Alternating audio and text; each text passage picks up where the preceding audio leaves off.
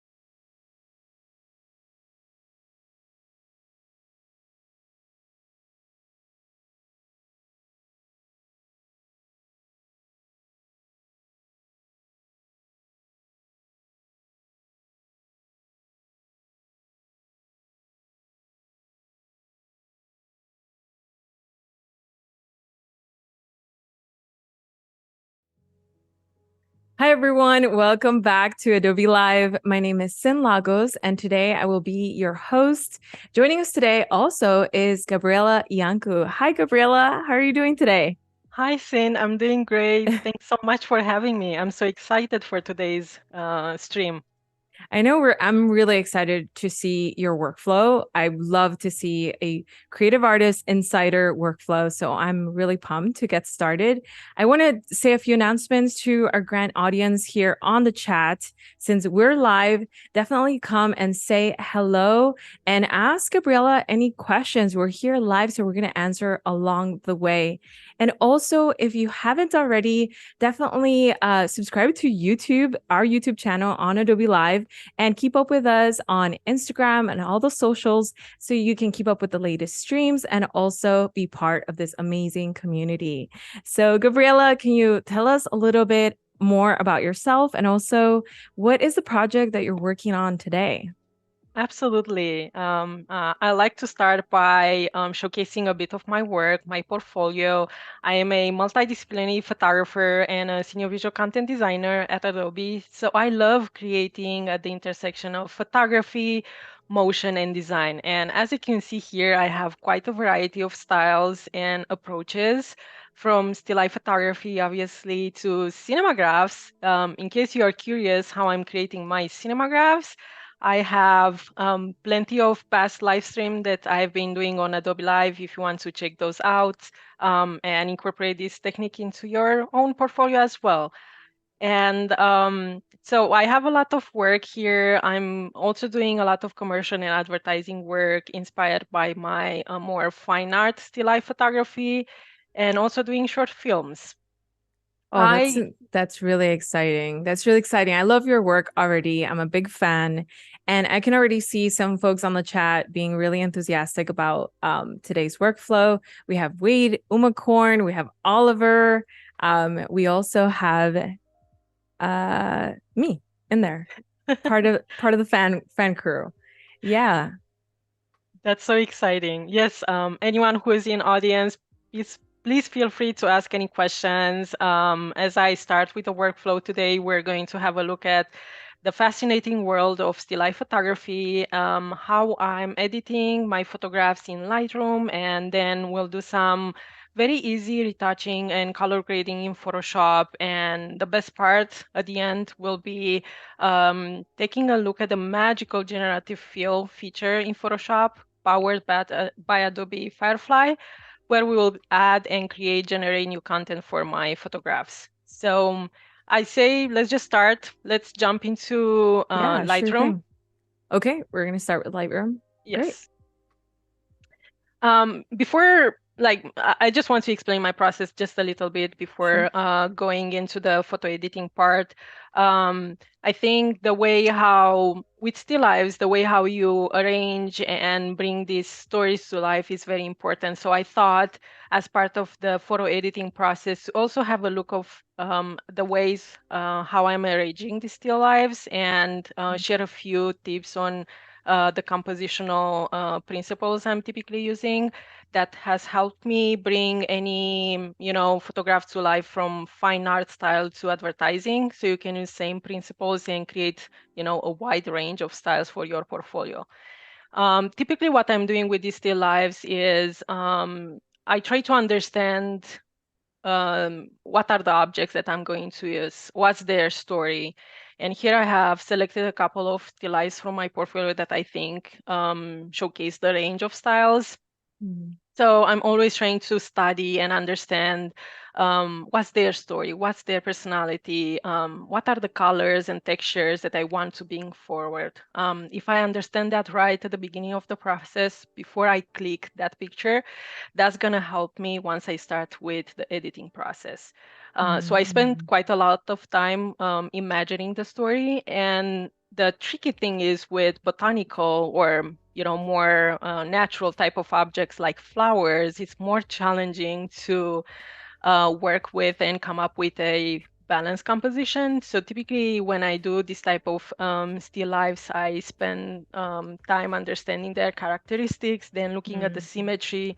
Do I want my subject to be the main focus of the picture? Do I Right. want the golden ratio, and how every other object in the composition plays a role in bringing Mm. this story to life? And you can see here the approaches I take to creating that. And typically my photography is very painterly in quality. Mhm. I take a lot of inspiration from the Baroque painting Mm. style. So you'll see a lot of drama, tension. The colors are very rich. There is a lot Beautiful. of contrast between light and shadow.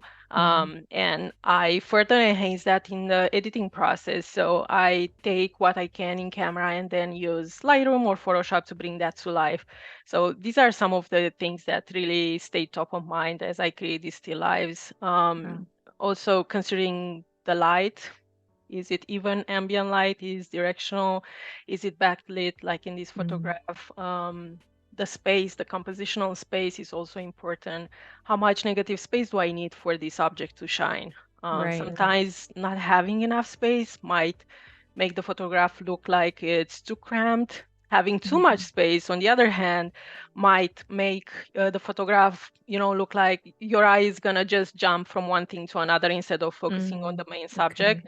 So finding the right balance and placing all of these objects in the right place will help you achieve this harmonious type of scene.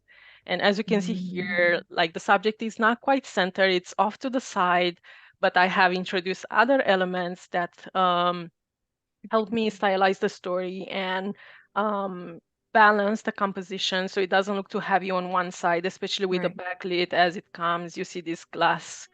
I hope you get thirsty as you look at this glass of beer. But just to highlight the product, if you are doing more like advertising, like photography, Mhm. but taking that and applying it to fine art, it helps you achieve the same result if you're using the same principle. How That's to so bring that? interesting. Yeah, there's so many complexities to composition, but it's so interesting how you make it look effortless. But there's a lot of thought that I can see that go into having a sense of hierarchy into your layout of all the objects and elements. Really, really cool. Absolutely, and color as well, and the proportion of objects. This one, it's a bit more unusual. It's a departure from my style, where I use lots of color. There is a lot of energy in that I bring into this story. It feels like you are looking inside something, feels like there is a window, you are looking through it. There are different levels of perspective, and the proportions are changing, and the play of color also helps achieve that Mm. balance in the scene. So it's not just the placement of the object, but it is the color itself that helps you. Yeah, of course. Yeah. And Do you find yourself doing any post editing compositions, like recomposing with cropping tools or finding different ratios that make it feel a little bit more balanced in post production? yes, yes, I typically do. Not much, and we're gonna see how that looks with the project that I have for you today. Typically, I'm doing cropping and sometimes moving, objects here and there. It's not very drastic. It's just very subtle changes that just balance everything out in a, more subtle manner. And it just makes me happier when I look at the image. It's just not Right. drawing the attention to the wrong thing. So yeah, I like to make use of all the tools I have to achieve that photograph. I try to capture as much as I can in camera, but sometimes that's not possible. So just using the creative apps to finish that image is always great. Yeah, I do find that in Lightroom, subtlety goes a long way. Like whenever you're moving the levers anywhere, subtle movements really make a difference in collectively, right? Yeah, yeah, Yeah. absolutely. And um, let's see. Let me just switch to the project that I have prepared for us today and talk a little bit about the images. Let's see. All right. So the project that I have is a still life of poppies. This summer, I have planted some seeds, and the poppies have finally bloomed. I cut Oh. them last week, and I created this still life. I really wanted something that's very peaceful in a way. So I took inspiration from Ikebana flower arrangement. I really like their fresh approach to floral arrangements. They have a lot of focus on movement and balance and harmony as they build this beautiful flower arrangement.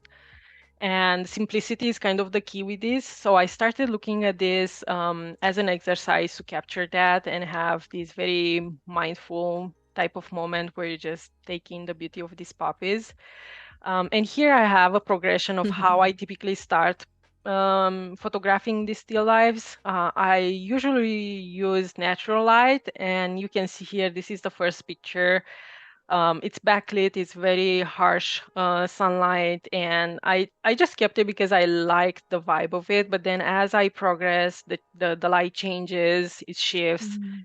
and we can see, slight movements in the way how Slow the motions. yeah, the poppies are slightly moving in the vase, and the light changes. You can see I'm shifting the flowers, just trying to Mm. capture different poses of these Yeah. flowers because I know later on that I will use these extra plates in Photoshop to complete this bouquet of poppies. I Mm. realized early on that I don't have enough, but I made sure that the way how I arranged them in the vase would make sense. So later on, when I start compositing in the missing pieces, I have enough to create the whole scene. So this is And how do you everything find started. yourself rating the ones that you find that are the best? Since I know in my experience, there's always so many options in one single role because of, the digital world. We have Yes. endless amount of pictures we can take. Do you find yourself using Lightroom to either pre-select, like sort of what is your workflow on that end? I know that I like using the star system quite a bit, where like 5 stars means something and 3 stars means something else. Yeah. Yeah. Same You know what I'm here. talking about. And yeah, absolutely. Same for me. And let's see, I have 25 images in this catalog. Believe me, this is now how it started. I think it was 80 or 90 pictures for this Yeah. specific shoot. And it might sound Wow. crazy. Why that many? Well, first of all, because light changes and you have to Natural lighting. yes, natural lighting. Yeah, you have to move quickly, so you take as many pictures. And especially with these poppies, they are so fragile. They move very slightly. Even a whiff of wind will change their position. And so I took as many as possible, knowing that I will come back to Lightroom and I will just make sure that I have the best of the very best. First thing I'm doing, I'm just, removing any picture that's not good enough. It's either out of Mm. focus or for some other reason I don't like it. Those are immediately removed. The next thing I'm doing is identifying which is the hero shot, and that gets five Mm. stars, Right. right? The For hero shot. instance, It's always the search for the hero shot. hero shot initially, Yeah. and then The quest. the quest, yes. And then I'm trying to identify what are the other shots that I can use to complete this picture in case I'm in a need of compositing some missing parts. And those either get 5 if they are like strong contender to go alongside Mm. the hero, or 3 or 4 in case, oh, maybe I want it, maybe I don't want it, I still like it. Let's just keep it here Right. just to be safe.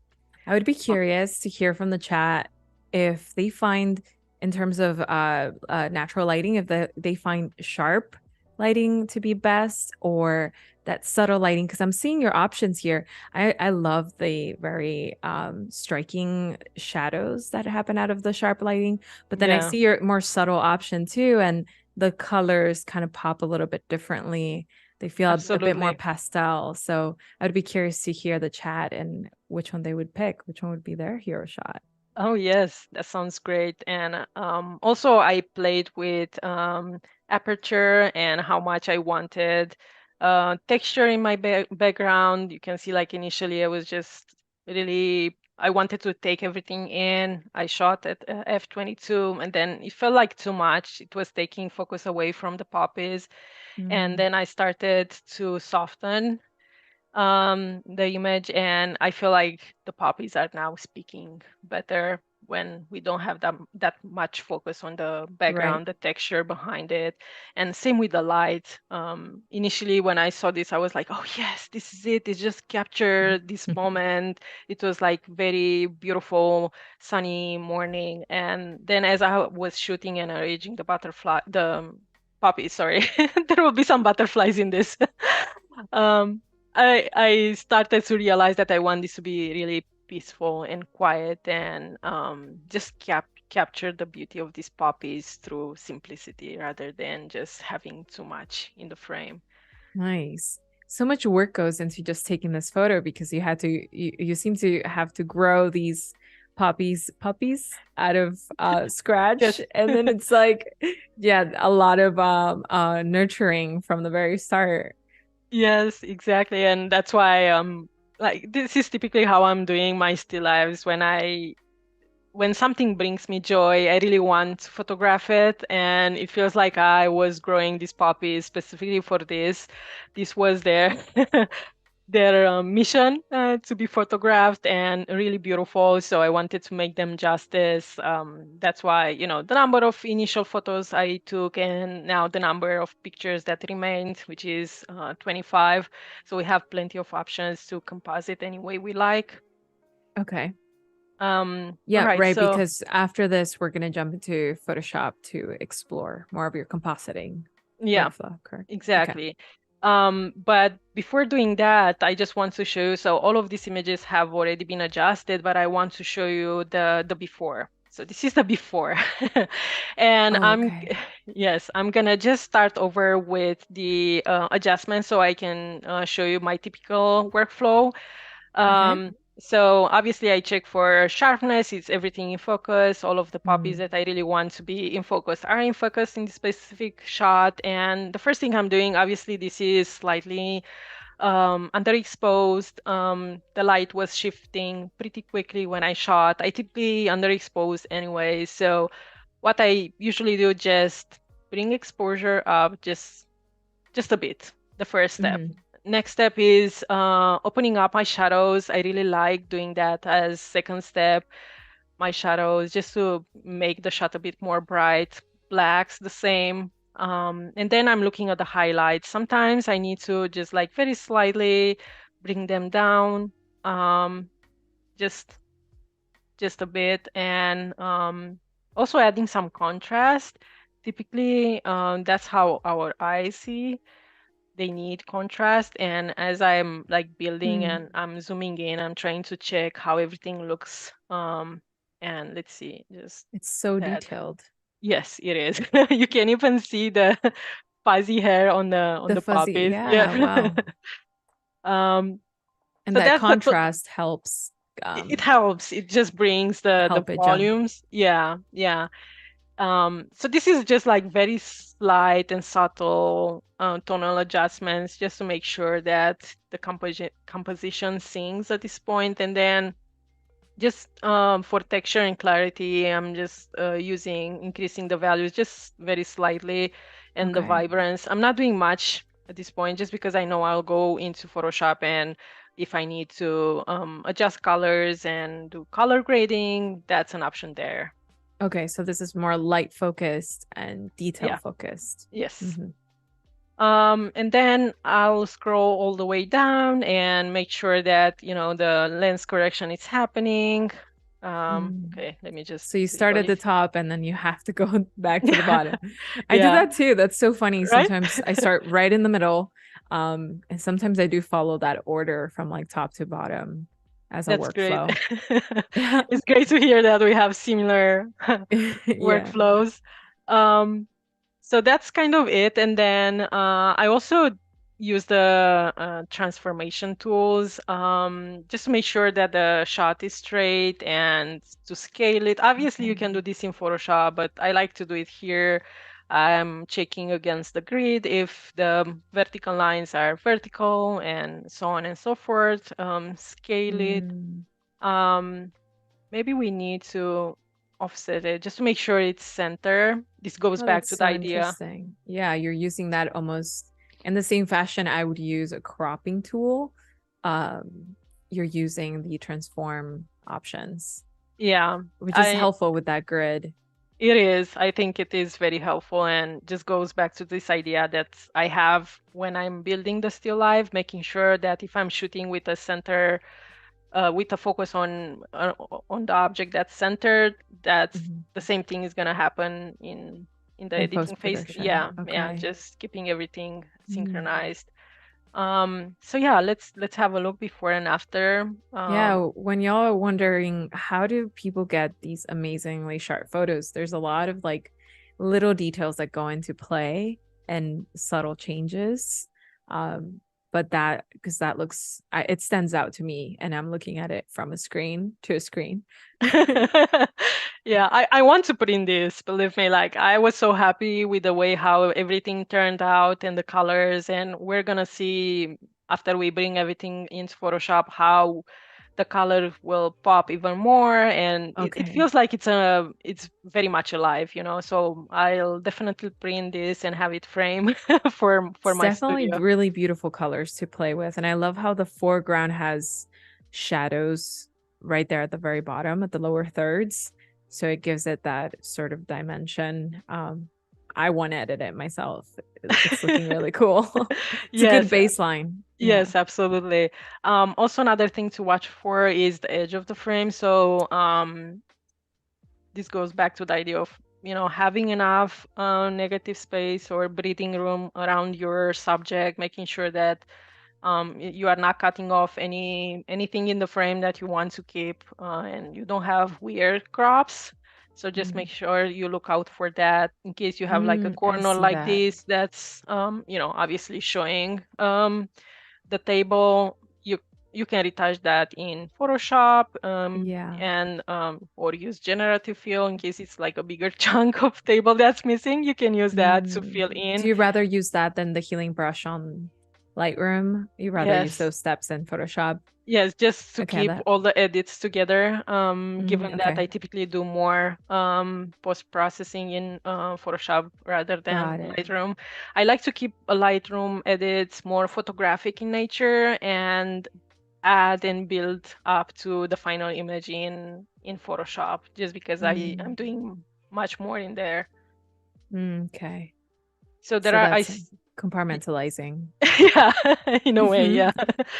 And I think that probably goes back to the way how I was taught to work with the creative tools back in the day, and obviously nowadays things change so quickly and workflows improve and help us to achieve things much faster. So there is no right or Yeah, wrong way to go absolutely. about this. It's just my preferred way. So yeah. Right. I agree with that too. I think that's what's so intriguing in watching other folks creative workflow because you may approach it completely different. Like I said, the star system, I have my own sort of approach to it and it still can be like completely different and be using the same photo and you're going to edit it completely different from somebody else. Um Absolutely.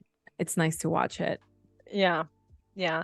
And as I'm looking at this image, I already start to see some of the things that I'll want to edit in Photoshop. Like, I don't really like this flower here. I feel like it's competing for attention with this other one here. So I think most probably I'll take this one out in Photoshop with Generative Fill. This one is barely visible Excited to see here. that. Yeah, me too. This one just is not visible either. Take it out or replace it with something else. So I'm already Right. starting to plan the next steps just to get a sense of what are the improvements, the enhancements I want to bring to this image. Obviously, a lot of blemishes here. This is like handmade. We don't really need to take this out, but if it feels like it's taking away from the whole vibe of the photograph, we can Mm-hmm. retouch these. Um, what Yeah, it else? seems like in your process, composition is king. So if something is being obtrusive, you're gonna find an editing process to kind of make up for that in post. Yes, Mm-hmm. absolutely. Same here. I don't like this one as much. Feels like it just doesn't look good. So yeah, we have some things that we can improve on, definitely. I'm really happy with how this looks right now. I think it's about time to see what else we can do to it in Photoshop. What do you think? Yeah, I'm Let's excited. see. Photoshop has so much going on lately. So much.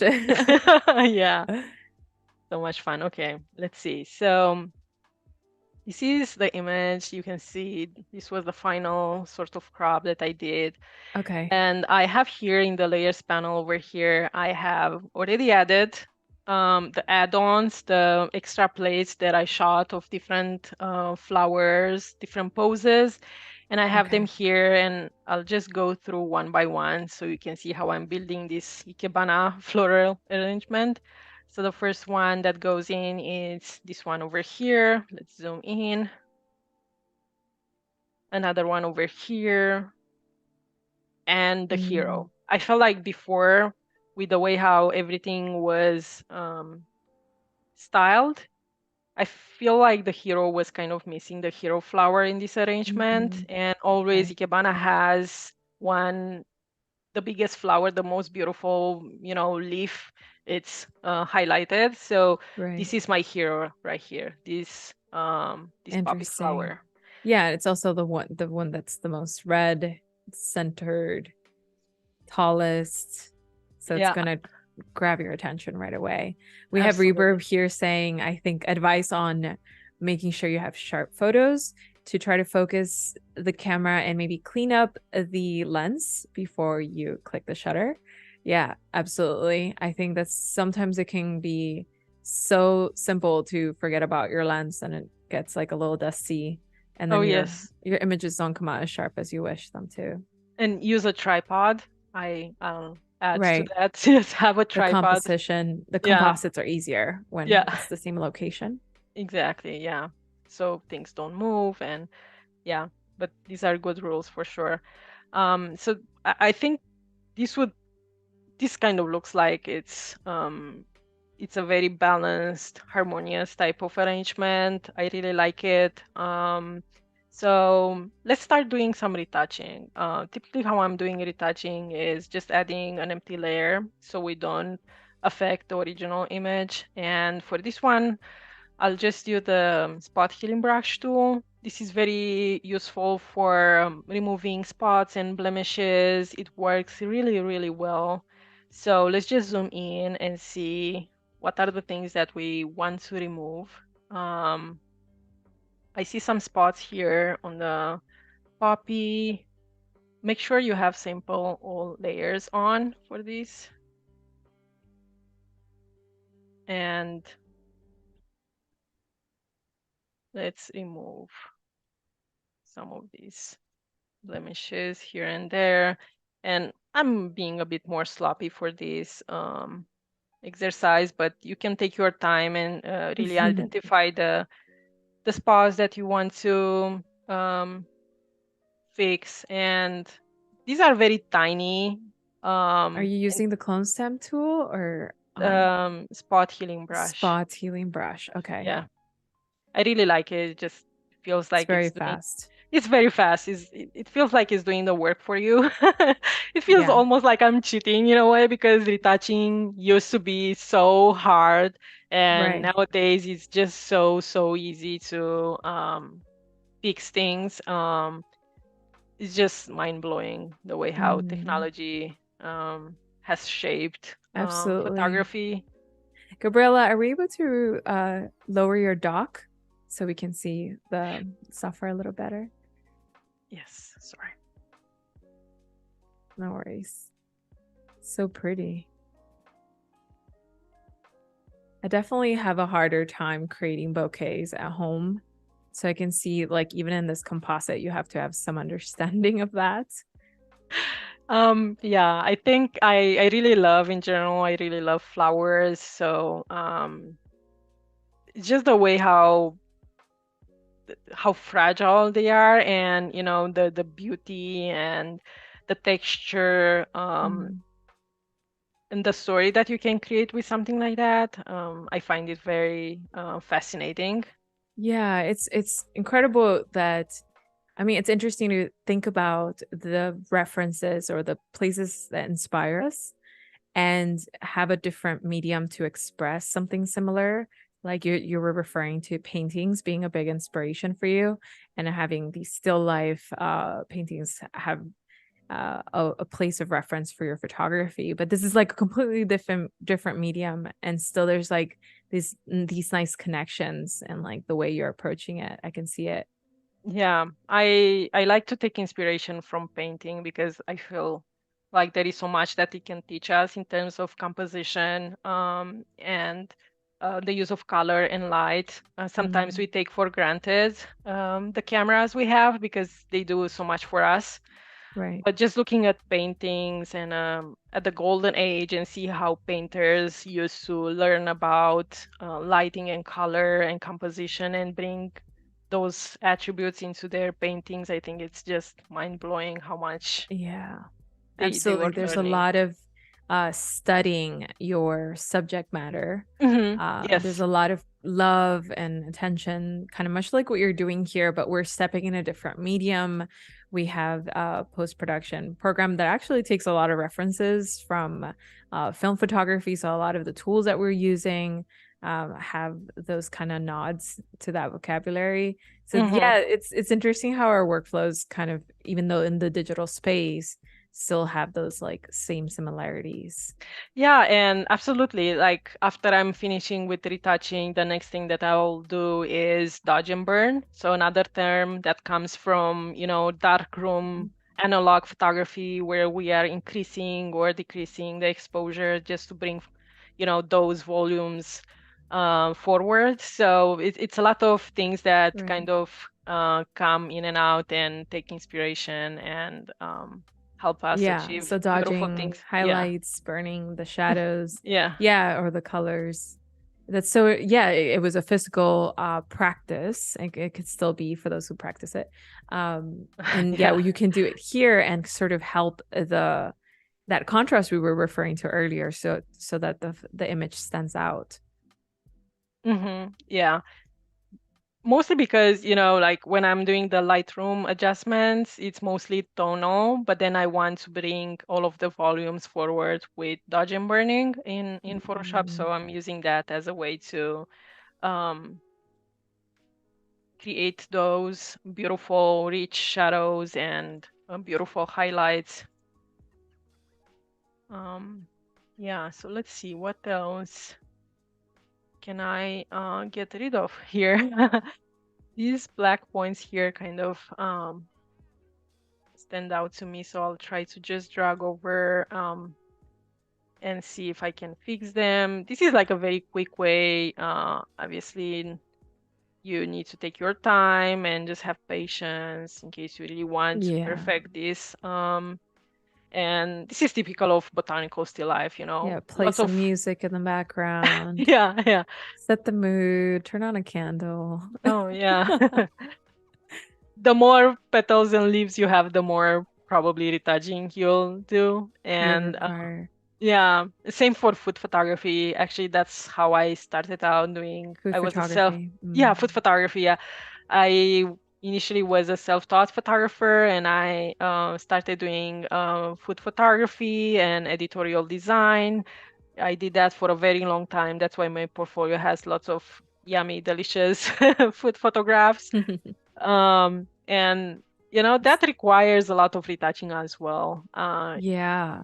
just And it's because, also that composition you were referring to because you have to move it. It can't move itself. yeah. It's not like a model, like you can instruct, hey, can you move to the side? It's like you have to set up the composition, the layout, and the hierarchy. Yeah, that's how I started with styling these compositions as well.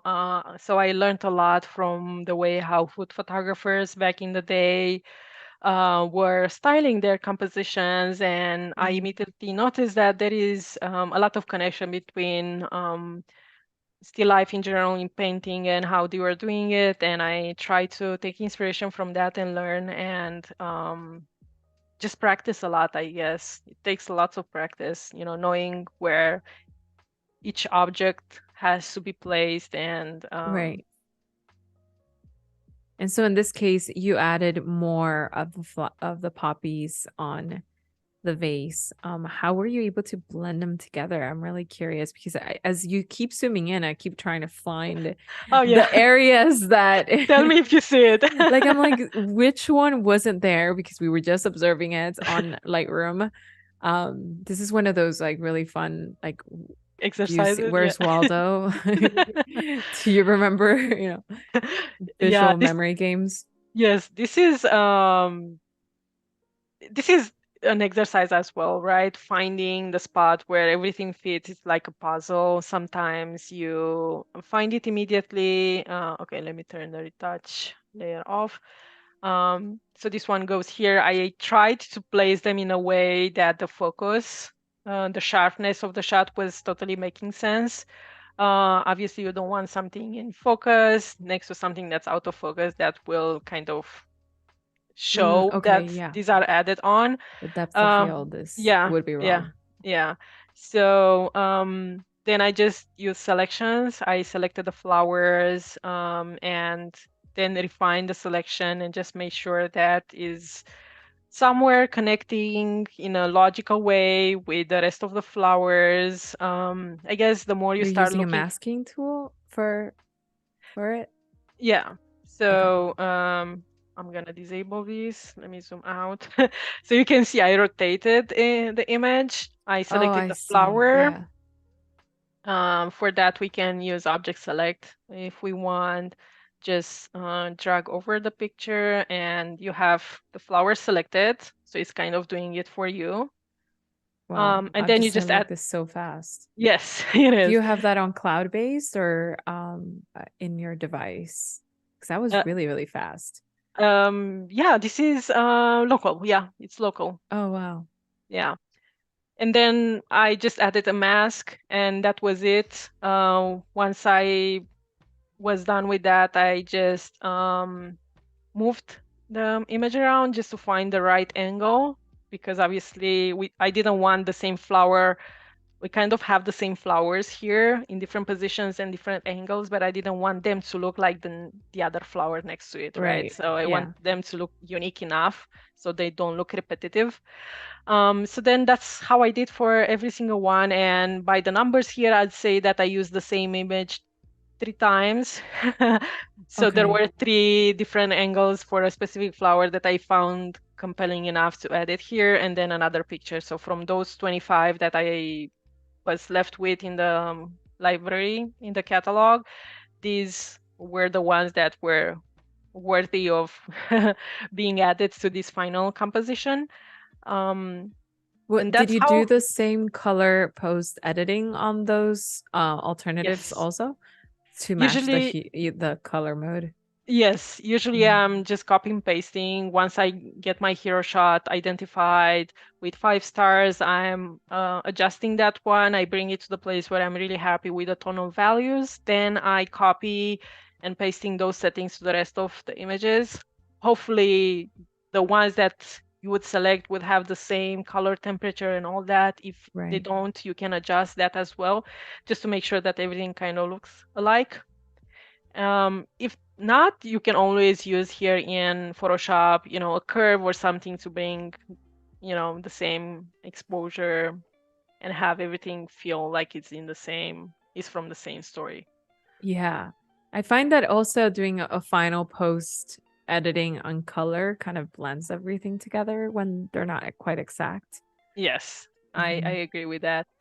So let's see. So I said that I wanted to remove this flower here, and I don't want to use any retouching tool that we have. I just want to use Generative Fill and Right. see if Firefly can remove this from the scene without me doing much. So let's see. All right, let's use the lasso tool just because it gives me the opportunity to just draw around the flower and be a bit more precise. Okay, let's see. And once you have a selection, you can see this generative fill option over here. I'm not going to add anything, no text prompt for this one. I'm just going to hit generate. No And prompt. no prompt, just to No remove it. Let's prompt. see. Let's see if it works. It Wow. should work. It worked. Look at Yeah, that. this is simple. Wow.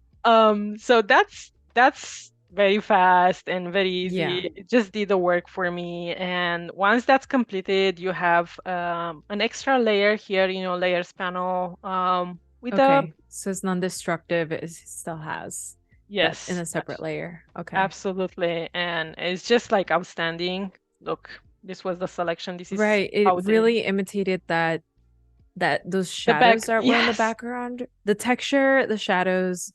yeah, everything, the reflections, the Yeah. texture, yeah, it's mind blowing to be Yeah. honest. To be fair, that's like a level B of like background that, it's not as complicated, but it still had some elements of like texture that could have blended funky. I've seen that happen Yeah, sometimes with the fill. I'm like content spazzing it. aware. Content aware. Thank you Yeah, very much. With yeah. content aware, it doesn't always quite blend in on the Hmm. edges. So you have to sort Yes. of yeah. That's why I didn't want to use like object select to select the flower because I didn't want to have those edges. So I wanted Mhm. to use the lasso tool to select a bit more from the surrounding area. So the AI knows that, oh, she's just trying to remove this, so we should just blend everything together in a way that's not Right. visible. That seems so different from what we're so accustomed to, right? Like we want to not touch anything else on the outer surface of what we're trying to change, but here you have to give some context. So Yeah. you select the areas around it so that Hmm. generative fill knows how to do it. Yeah, let's see even with this corner. So I'm using the marquee tool. I don't think I need to be very precise here. I just want this to be removed. I don't like Yeah. it. I don't want to take It's a any good time extra to be click. alive. Yeah. to, to have so many accessible tools, like they're just so easy to select. Yeah. Um, and I imagine you've have had the experience of having to spend a lot of time selecting Yeah, yeah. objects. Obviously this is not as time consuming as like maybe retouching a portrait. Perhaps there is more intricacy on the way how you can retouch some Right. things, The but textures. yeah, Yeah. the textures, yeah. But here I feel like it's working good enough for the type of adjustments I'm looking for. And it just removes the thing. And Yeah. yeah, you can add an extra layer in case you want to clean up. I think it looks okay. Right. And it Um, gives you a few options I noticed on the properties panel yeah. in So case you feel like that one doesn't fit quite the lighting. absolutely. So let's look at this. Let me zoom in. This was the first one. I think you did a good job. The second one, you can still see some Yeah. artifacts. You still want that control. Actually, the last one it's better than first one. Oh, there So you yeah, go. yeah. No need Worth to. looking into it. Yeah. Yeah. Yeah, and the good thing is that each time you can go back to those variations and pick another one because you have this generative layer Okay. here. So it's always gonna pop the options that you originally had, Okay. which So is it still great. has that information within Yeah, it. I don't know how they're doing that. It feels like it's a history type of thing. I'm not sure if I'm closing and Right. reopening the file, if I'm still gonna have that. I haven't tested to be honest, but I Yeah. find it very rewarding in the moment in case I'm Yeah, like for 5 minutes sure. going back and oh, I don't like this anymore. I have the option to pick another. Yeah, I noticed that Photoshop or just any Adobe program is always striving for speed and non-destructive methods of making sure you still have control over like undoing something or modifying a decision that you made previously. So you still have that like room for you're the The variable. flexi You're yeah, that variety. You're that creativity, right? yeah, absolutely. So let's see, I want this gone as well. This feels a bit more complicated to remove, so let's see. Oh my God. Look at that. It added a leaf. It added a It's like leaf. it heard Yeah. you. It's like it Yeah. may shun you. Yeah. It added Yeah. a leaf. So Yeah. in the options, there's other leaf forms Yeah. also, I imagine. Okay. Um, yeah, let's see. Yeah, I like the first one. Yeah, it's it's mind-blowing, to be honest. Yeah, there's a lot of modifications you can continue to make. You want to be as perfect as you can be before coming into post-production for sure. Yeah. But it's so cool to have that room to, like, if you didn't put enough foliage on one side, which I notice in your work, you're often sort of enveloping your subject Hmm. matter, like Yeah. framing it. It would bother me if I would be like, oh no, it's so right heavy. you know, that kind of Yeah. composition. Oh no. You can Yeah. always correct that. Yeah, and I'm doing that because, typically I'm shooting, these vertical scenes, and I want to be mindful of that space I have up top and how Okay. I'm using it and how I'm making it part of the story. And given the light in That's this interesting. specific scene, it felt right to have some foliage there just to make it a bit more natural and just complete the scene. I feel like it's just making everything look more organic and more peaceful and quiet, and mm, you are just present in the moment Right. more. It's a nice challenge too. Yeah, we were just having a conversation about like having vertical versus horizontal. And yeah, that vertical aspect ratio is a little bit less familiar to most of us. But like being able to keep in mind, okay, how can I occupy that space that's often not there? Yeah. Makes complete sense. Yeah, and I honestly don't mind that this poppy here is so close to the edge. Oh, Obviously, I guess we could you use. don't, you I, brought I it don't. up. Yeah, I brought it up, but I don't because I find that it's part of the story somehow Okay. because it's blending very nicely with these palm tree leaves in the background. It just feels like a very honest type of moment. This is what was happening in the moment, and this is what we Yeah. see right now. Still leaving some room for imperfections that still Yeah, work, are not and like obtrusive. yeah, but obviously we can extend, I guess, the edges in case that would be a problem later on. But for now, I don't mind it, honestly. I think the hero we have here, it's drawing enough attention that your eye, it's flowing around the composition and it rests on the areas that I want you to see, and then it goes back. So it's like a story. You are just like taking it all in. That's so beautiful.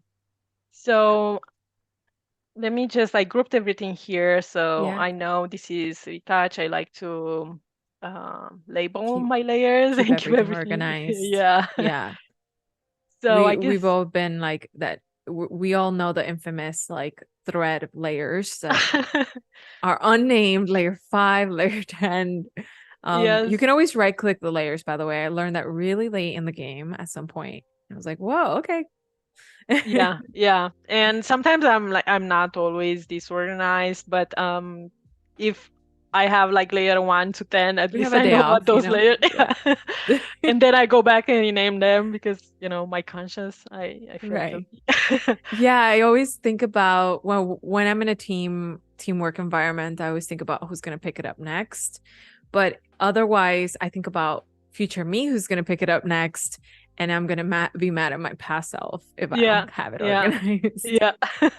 Absolutely. All right, so I think now it's the perfect time to go and do some dodge and burn Okay. on the image. So I'm typically using for that curves. Ooh, So I'm just bringing the curve down and then Command I to invert it so I don't see it. This is burn. This is dodge. Um, and then I'm just nice. using a brush, low opacity, This is a very meditative part of the process where you definitely need to have some music on and just have the Yeah. patience to do it. It's like painting, honestly, and the more subtle you are doing it, the better the end result will look like. Hmm. So, And your image is the base because you're enhancing, right? Not adding. yes, You're enhancing. absolutely. So Okay. I'm trying to sculpt to give more volume and Sculpt. enhance. Okay. Yes, sculpt, yeah. Um, So let's see. Okay, this is okay. Let's start with the shadows. Let's make the shadows a bit more defined. Okay, More maybe pronounced. yes, 20, I don't know, 26. Let's try 26%. And initially you won't see much, but the more you'll do, and as painters, they lay brush of colors after brush of colors on their canvas. Mm. The same here. So everything is very subtle and builds upon your previous stroke, and it's just defining how the shape of these petals and leaves and the stems and everything in between, the textures. Just want to So take a currently it moment. would be you're burning the shadows. Yes. Okay. Confuse those two sometimes Yeah. until I just use them and I'm like, okay, this Yeah. is that one. Same. Why are we like that? I don't know, but Yeah. it feels like we are living the same life sometimes. Yeah, you'll be surprised. A lot of like-minded folks in here. Yeah, it's so interesting to be doing the dodging and burning method because it's so true. Like it feels super meditative. Um, in essence, it's like how folks, this is us entering the dark room essentially, Yes. because that's how folks would spend that time to create contrast. It wasn't just a level, right? We couldn't just use the level to say, hey, contrast, I want Mhm. 80% more. It was instead, like exposing that those highlights or blocking certain areas so it wouldn't be as Mhm. exposed. So dodging and burning, literally burning. Actually, that's how I usually remember it. Me too. Yeah, yeah. Yeah. But Just your trying your to image remember. is the baseline. I can see a lot of the places you're gonna probably do it in already. Yeah. Yeah, absolutely. Like, look at this water droplet here. I just want to define its shape a bit more, and Oh yeah, water it's just, droplet is just like a perfect example. It has like a highlight yeah, and a shadow, and that's how it stands yeah. out. And obviously the petals, so beautiful. Just a nice way to isolate some of this exposure and make the Yeah. best out of it, I guess. Yeah, for Um, sure. and it's typically takes time. Obviously, you can just do it very subtly, or you can spend lots of time on perfecting the For type of sure. features you want to bring forward. Yeah, quick reminder, we have about 30 minutes for your workflow and everyone in the chat if you want to ask any questions or have any particular uh experiences with the dodging and burning tool you'd like to share. I'd love to hear it. We'll love to hear it. Also, Absolutely. if yeah, also if you have any guest recommendations or you yourself want to be part of Adobe Live as a guest, there is a tab on the Behance page. So you can definitely go check that out above the chat, I believe. So yeah, be a part of that. Yeah, that sounds great. So, sometimes when you are doing this dodge and burning, it feels like a lot for the eyes. So what I'm typically doing, I'm jumping from one thing to another. So I was on the flowers. Now I'm just looking at the whole composition, trying to identify other areas where, we might need to reinforce the shadows, define this vase a bit more. Um, these plates as well. Look at that. So my eyes don't get too used to seeing the same thing, and then I will go back, and then it's like a dance. Yeah. Do you ever Otherwise, step away from the computer and just like come back and see yes, yes, little areas because that you could nudge? yeah, next time I'm coming in, I'll see things that previously I missed. Um, here we have this shadow that was captured in camera, so I'll make use of this and just like round the corners Yes. a bit more. I love those shadows. Yeah, me too. Um, Actually, the Mona Lisa, I think, is like really infamous or famous for that reason, aside from so mhm, many reasons. But that use of depth, where like the bottom is, I believe, brighter or darker, but you just see that sort of fluctuating throughout the image, even though it's a 2D painting. You can see that yeah, depth going on. yeah, absolutely. So just a little goes long way here. So for now, I feel like it's fine. So let's try the highlights as well. And we have lots of reflections here. So I just want these to be a bit more visible. I'm always adjusting my brush so I have nice strokes. Yeah, it's a great way to sharpen up your photos. It's already standing out so much more. I noticed just from everything that you're doing, the highlights on the flowers. mhm. Other things that I like to do while I'm doing this is like seeing the before and after. Oh, oops. Let's Do you just hold, oh, so you hold option for that or yeah, alt? I hold option for that, yeah. Just so I see if I'm taking this too far. It's just a nice Oh yeah, reminder to like that slow happens. down. You don't need to paint this. You already have it captured in camera, you know. Yeah, you get Uh, carried away. yeah. And look at this little bud here. I really like it. Nice way Hmm. to bring it.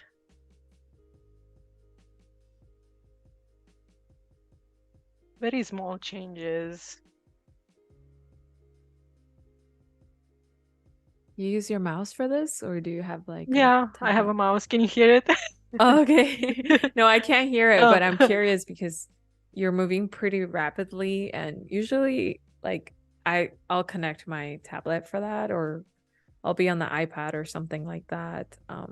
I feel like with the But the tablet, I'm overdoing it just because it's too much okay, precise. yeah. Um, so So you have discipline. You're like, I have to have the mouse, so I don't yeah, overdo it. yeah.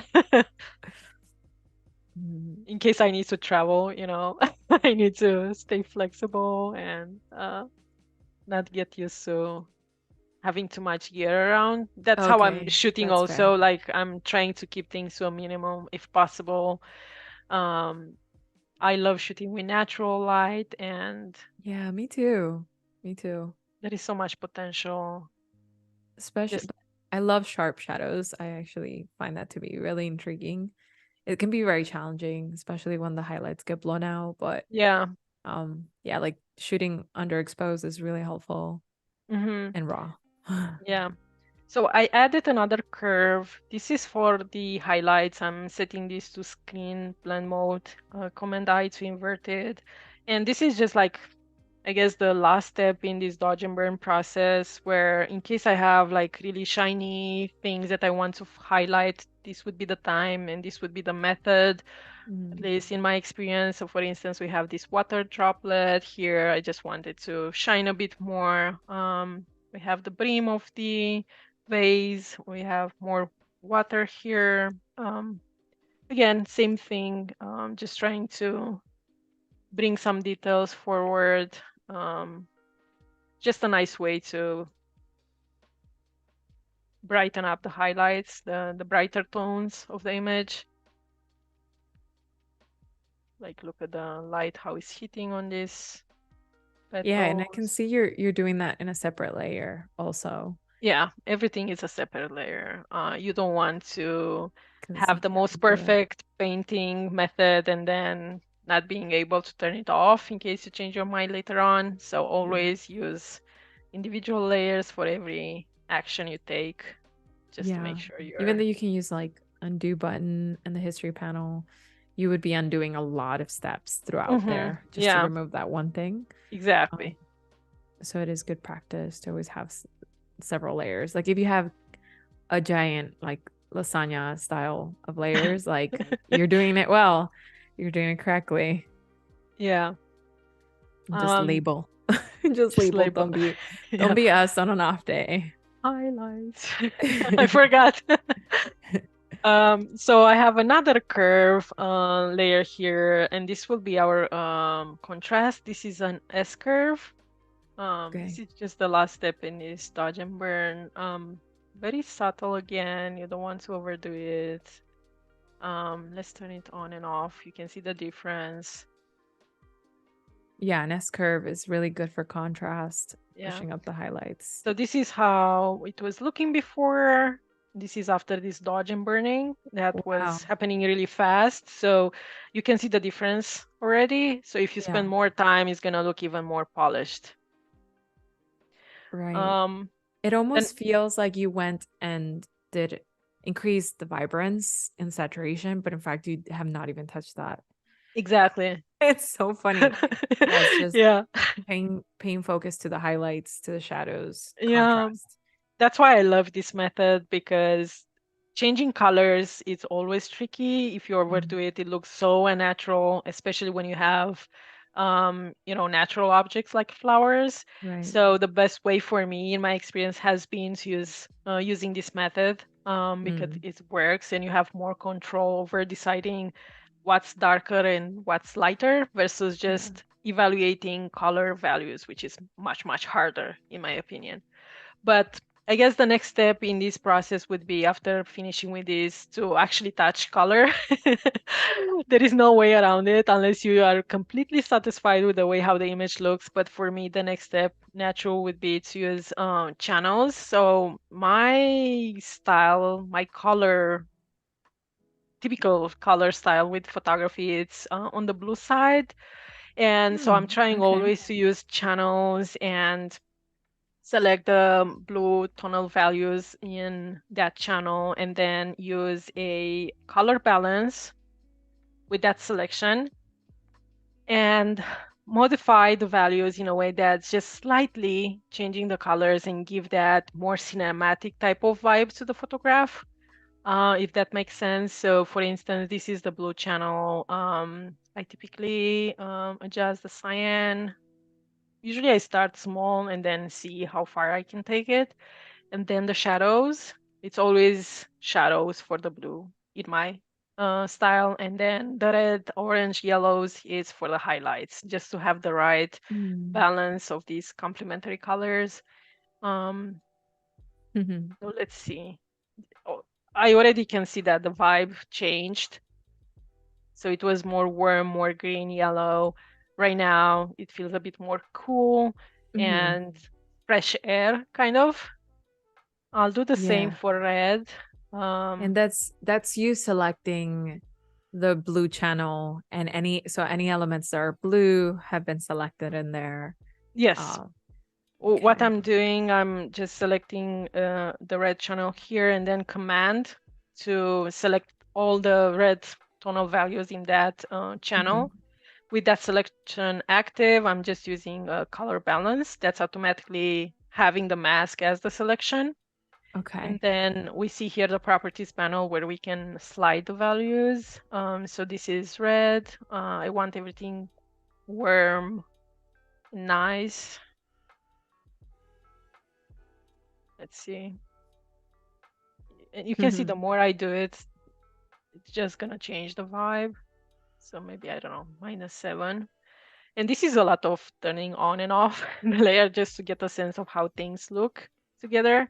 So what I Yeah. did now, the red colors are warmer and the cool colors are cooler.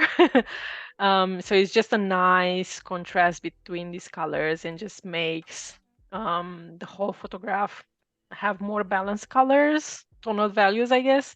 That's Okay. a nice way of doing So it. the So shadows are cooler, the Mhm. highlights are warmer. Yeah, Essentially just trying to take advantage of those complementary colors exactly. too. And I see Okay. that it's not yet there, so I'm just gonna pump it a bit more. Um, you can always go back and So adjust. beautiful. Yeah. Now I think we have to take you up on that offer of printing it. Yeah. And please make it accessible. That Look at looks so this. beautiful. Yeah. So this is color. Um, This was dodge and burn. Okay, so we have the layers labeled. This is how we started. This is how things are currently looking. It's already feeling like very premium in quality from the way how it was looking before, Mm. straight out of camera. I think we can. Wow. That before and after is incredible. Let me do it again. That's my And favorite part. I really thought the before was Good nice enough. already. Yeah. Is that so terrible to say? Now seeing the potential. I Wow. agree with you. That's why, like, when I was shooting this, like, right in the moment, I felt like this is the most perfect shot I ever taken. That's always how I feel with every picture I take. Right, So I was right. like, oh, this is perfect. And then, I'm bringing everything into Lightroom and Photoshop. And then I get to this point and I see, oh my God, wow, it could be even better. So I'm like always enjoying the process because it's just stunning how Beautiful. just like a few adjustments can, so drastically change the image in a good way. So yeah, Yeah. I love it. I love And a it. lot of really like subtle changes, like subtleties go a long way. And it's just stacking up that those subtle changes into your image. And you Wow. can see the color. Drastic difference regardless at the very end. Yeah, how much brighter they are right now. Look at the reds. You can do the same for the greens in case you feel like they are too muddy or whatever. But just look how much contrast gives this color combination. Like look at the background, look at this flower in the background, how everything pops even much better. Yeah, the white outline on Yeah. that. Hmm. Oh yeah, Yeah. completely different. Yeah. So essentially, after making that selection, you choose the color balance and apply Yes. that to that selection. Yeah, there are many other ways of doing the same type of technique. I find this is the easiest for me because it Mm, doesn't require me to evaluate much. It's just like looking at the colors and the vibe that I want to portray. But I find this is the easiest. Just selecting the channel you want to adjust and then using a color balance to have the sliders available essentially to just slide the midtones, the shadows, the highlights, any way you like. right. Yeah. Wow. So So pretty. I think right now I really like it, but I want to add more. And I know, don't kill me. I said I wanted this to be very peaceful and minimalistic, but I feel like it's missing some butterflies, and I love adding butterflies to Yeah, my still naturally, it's lives. missing Yes, butterflies. I was gonna yes. say. What are the butterflies? Clearly. So let's see. Let's use generative fill and add some stuff I'm here. excited. All right, so let's see here. I want a butterfly. I want a yellow butterfly. Hmm. Let's see what Firefly can give us right now. I'm And I excited. noticed you selected also the flower, so we Yeah, because have I want the butterfly context. to be, yeah, propped onto the flower. Oh my God, look at this. Okay, this is yellow, I was definitely. about to get up and go, but I'm gonna not. Um, Wow. I like the position. I'm not too crazy about the color. Let's see some other variation. I'm gonna hit generate button again. Yeah, Let's see that's what pretty. else. Right. Um, I'm very familiar with the colors of butterflies because I have a collection of my own. Oh, wow. So I know these colors are a bit too vibrant for what I'm looking for, but I'm Okay. sure we can get one that looks very realistic. So you just hit the prompt again Yeah, to yeah, develop other options. yeah. You I feel still like have your previous three. yes, and you have these three dots here. You can delete anything you don't like. You can rate if you want the That's ones that you pretty. really like. So the AI learns. I still Okay. don't like it. So Mhm. let's see other variations. Right. So Sometimes, you want to, it sounds almost like process of elimination. You want to remove things that the AI can understand. Do not give me any more of that, yeah, I think essentially. so. I think so, yes. Oh, I kind of like this one. It's not yet what I had in mind, but let's try another one. This is like so Yeah. It's like addictive. shopping for a Yeah, butterfly at this yeah. point. Yeah. It's really addictive. You're like you already see how good it is, but then you're like, oh, let me try another Yeah. one. Let's see, maybe the next one. Oh, I like this one. Feels very majestic. Um, okay, I'll keep this one. I'll rate it. I really like it.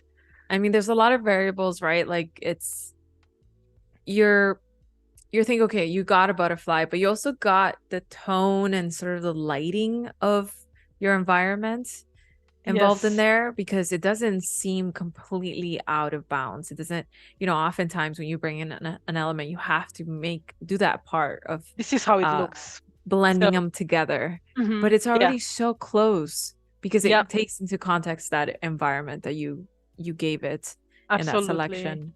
The light, it feels like it's part of the background. Like, look at the light on the wings. It just feels like it was there to begin with.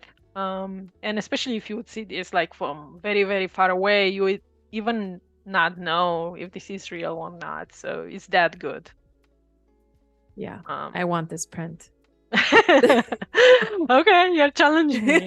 I can do it. Um, Here I want a water droplet because I feel like this but here is just begging for one. Yeah. Let's see. Yeah, go with your gut feeling. I love, and I was spraying these flowers as I was shooting. Oh my God, look at this. Okay. Okay, let's see it from far away. Let's see the variations. Oh, wow. Wow. I love it. I don't know which one you think looks the most natural.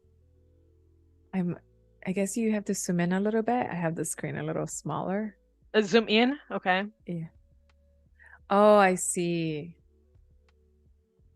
Cool. Maybe this one feels Something like, so natural. I think there's that question, right? Like as we came to learn about this brand new tool powered by Adobe Firefly, you think to yourself like, okay, but what am I going to use it for? And I think in the context of photography, I can see you just adding these smaller details that give it that wow element.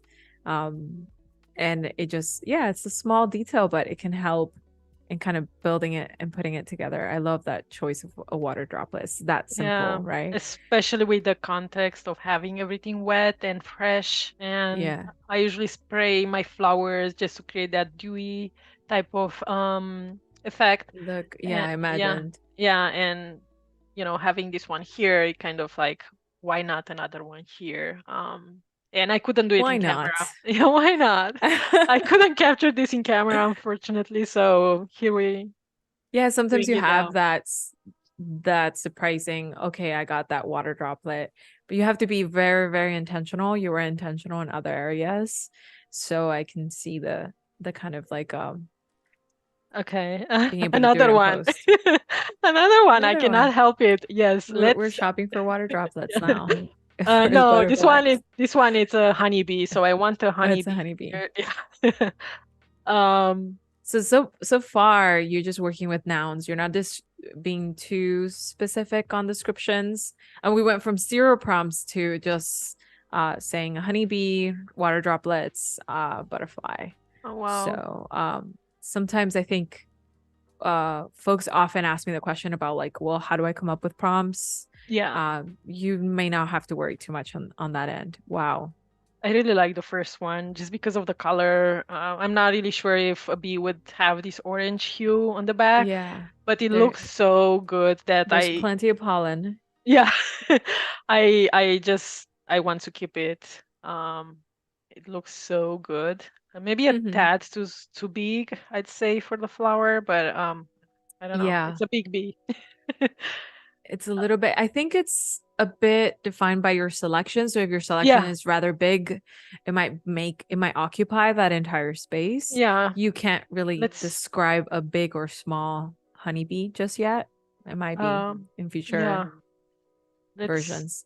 have a smaller selection here and add another one over here, or a wasp. I don't know. We can add anything we want. Another butterfly. Why don't we just add the queen?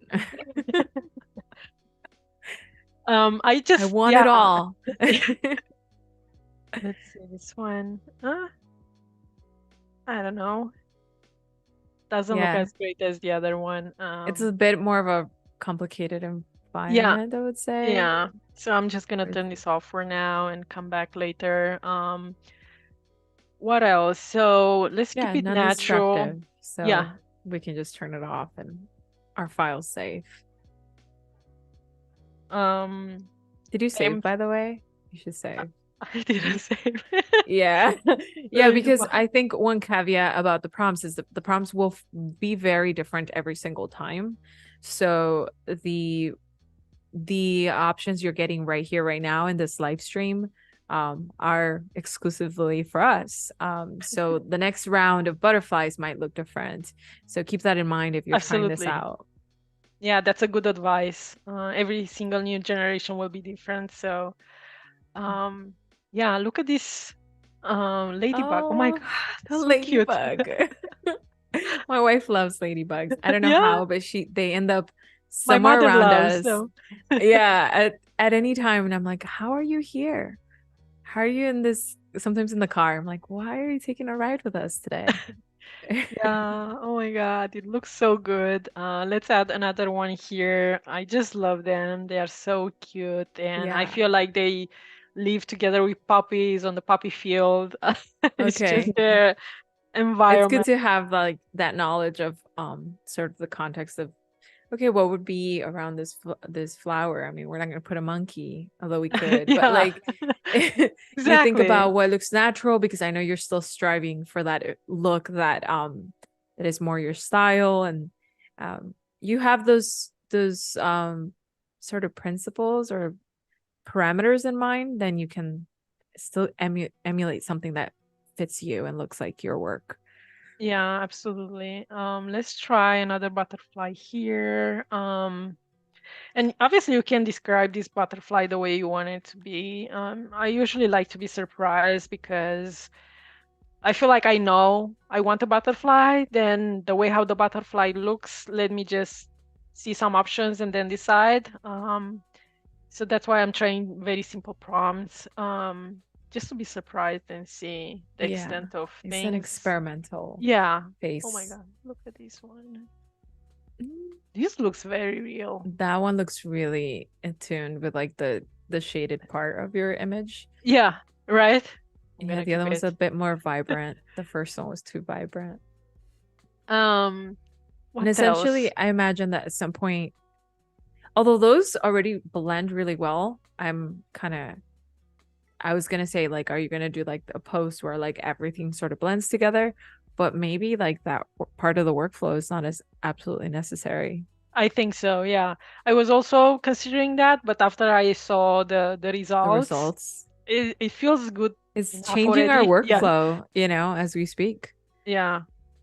Let's add a small snake A here. snake. A Okay. snake.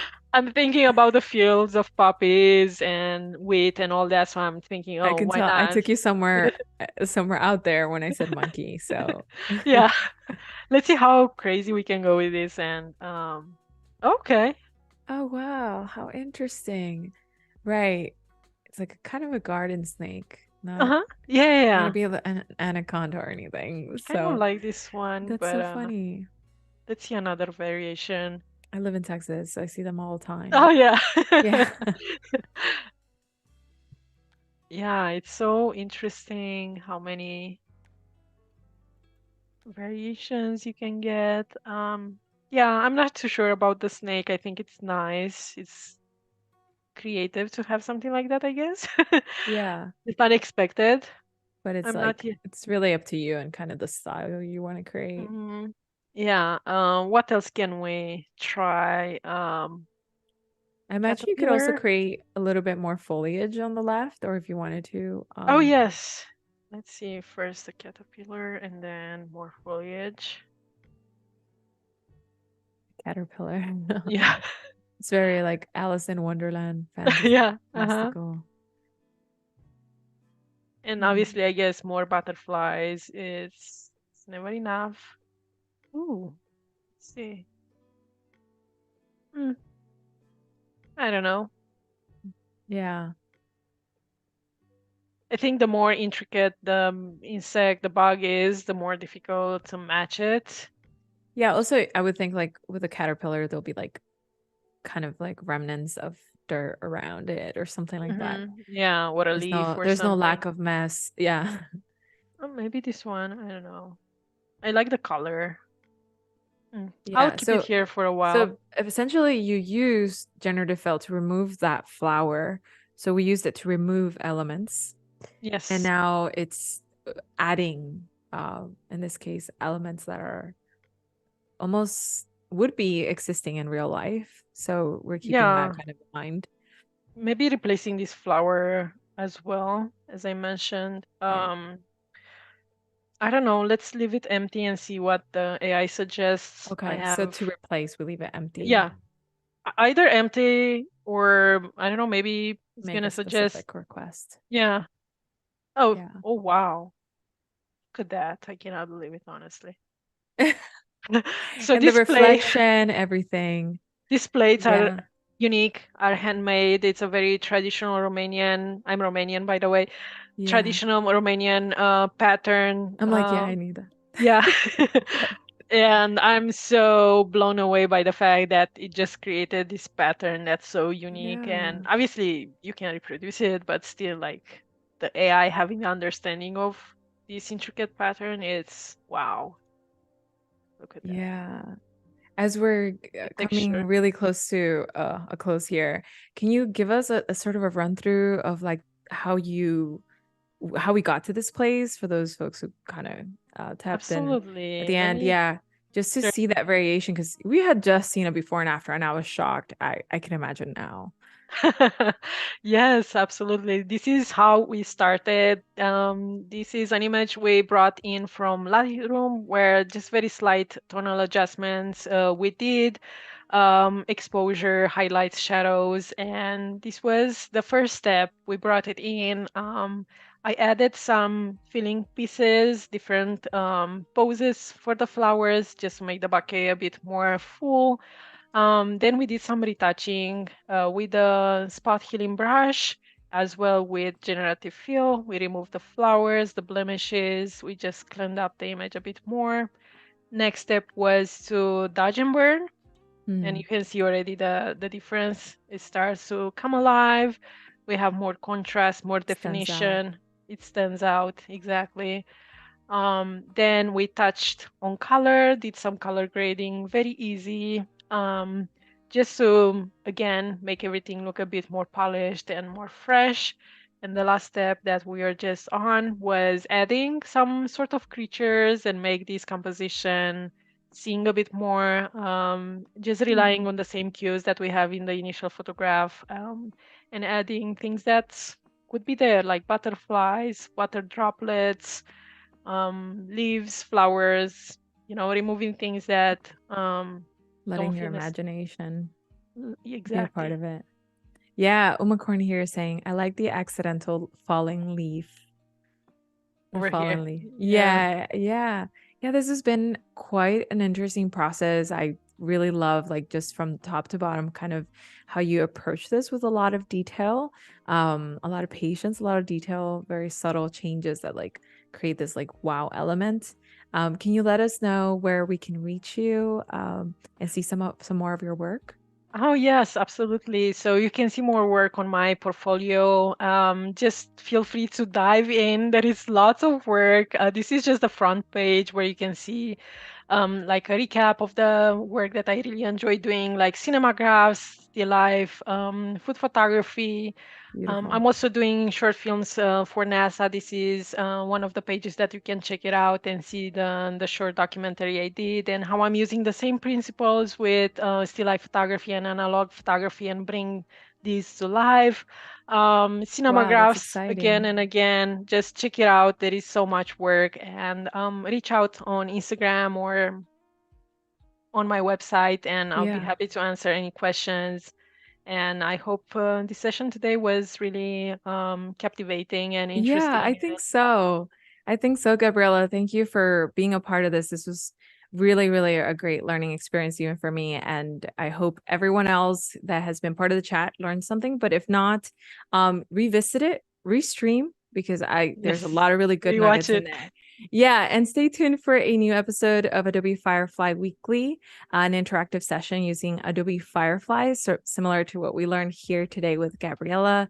Gabriela, it's been a pleasure having you. Likewise, thank you so much, Sin. It's Yeah, been a blast here having you as a host and sharing this workflow I'm typically doing. I'm so happy, and I hope the folks on the chat were really inspired to create their own imagery today. thank you so much. Thanks, everyone.